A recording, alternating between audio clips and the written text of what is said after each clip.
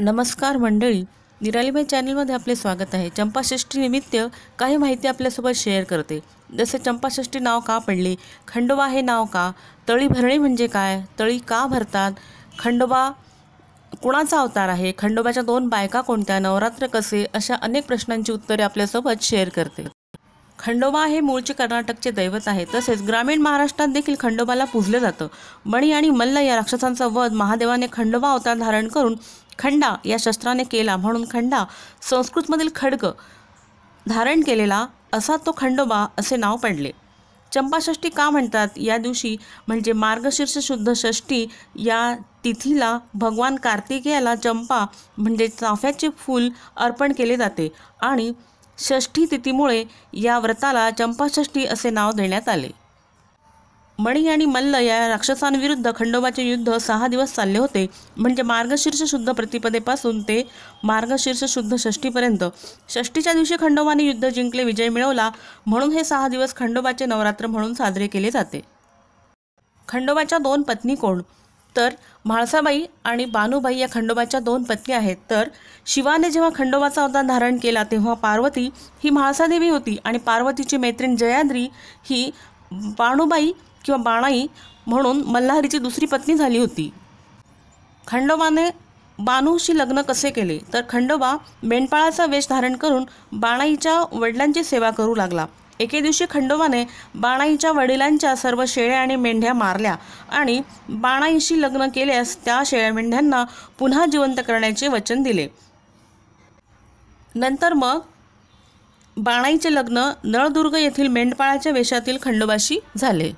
खंडोबा हे ज्यांचे कुलदैवत आहे अशांच्या घरी खंडोबाची घटस्थापना होते, म्हणजे ती मार्गशीर्ष शुद्ध प्रतिपदेलाच घटस्थापना होते।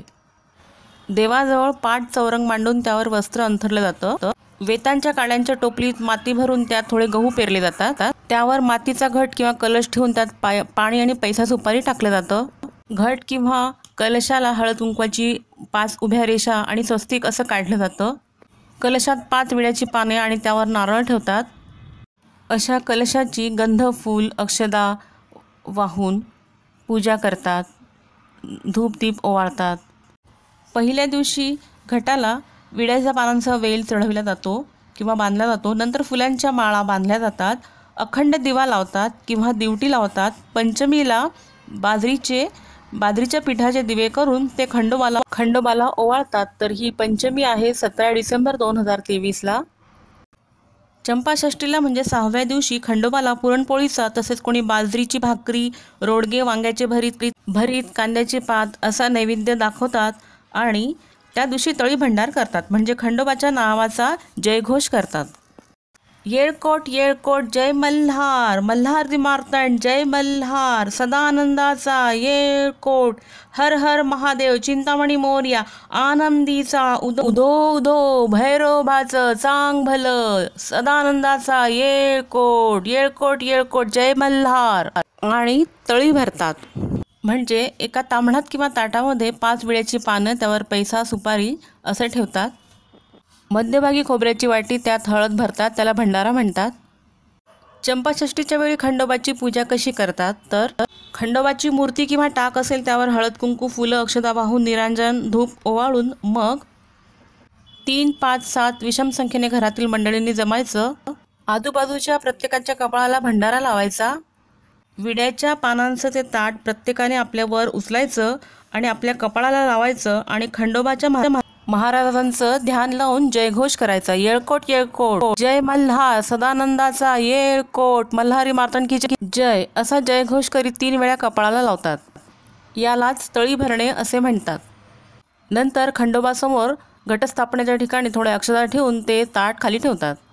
आलेल्या प्रत्येक मंडळीस ते विड्याचे पान, सुपारी, दक्षिणेसह खोबऱ्याच्या वाटीचे तुकडे करून तेही देतात। मग आरती करून नैवेद्य दाखवून प्रसाद ग्रहण करतात। ज्यांचे कुलदैवत खंडोबा महाराज आहे अशांनी अशी तळी ही चंपाषष्ठी, दसरा, सोमवती अमावस्या किंवा रविवारी अवश्य करावी। तळी का भरतात, तर जसे खोबऱ्याच्या वाटीचे खोबऱ्याचे 2, 4, 6 असे तुकडे होतात, तसे आपल्या घराण्याचे सुद्धा 2, 4, 6 असा आपला वंश वाढावा हा त्यामागचा संकेत आहे। चंपाषष्ठीनंतर अखंड जो दिवा आहे तो आपोआपच त्याला मालवू द्यावा।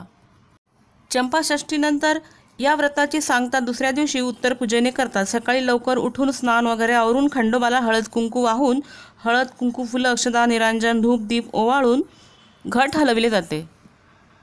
कलशातील पाणी घरात सगळीकडे शिंपडून मग तुळशीमध्ये ते वाहिले जाते. पैसा सुपारी पुन्हा जागेवर ठेवला जातो. कलशातील विड्याची पानंही खाल्ली जातात. आता मी खंडोबाची आरती करते. आरती म्हणते. येळकोट येळकोट जय मल्हार सदानंदाचा येळकोट, खंडेराव महाराज की जय. अगड घुम नगारा सोन्याची जेजुरी, देव आले जेजुरा निळा घोडा, पायात तोडा कमरी कर गोटा, बेंबी हिरा मस्तकी तुरा, अंगावर शाल सदाही लाल, आरती करी माळसा सुंदरी, खोबऱ्याचा कुटका भंडाऱ्याचा फडका, बोल हंकारा सदानंदाचा येळकोट येळकोट येळकोट जय मल्हार, येळकोट येळकोट जय मल्हार. अडकेल ते भडकेल भडकेल ते भंडार, बोल बोल हजारी वाघ्या मुरळी, खंडोबा भगत प्रणाम प्रणाम, बोल हंकारा सदानंदाचा येळकोट येळकोट येळकोट जय मल्हार, येळकोट येळकोट जय Malhar. Please like share subscribe Nirali my channel. Thank you. Video कसा वाटला ते कमेंट करून नक्की सांगा. थँक्यू.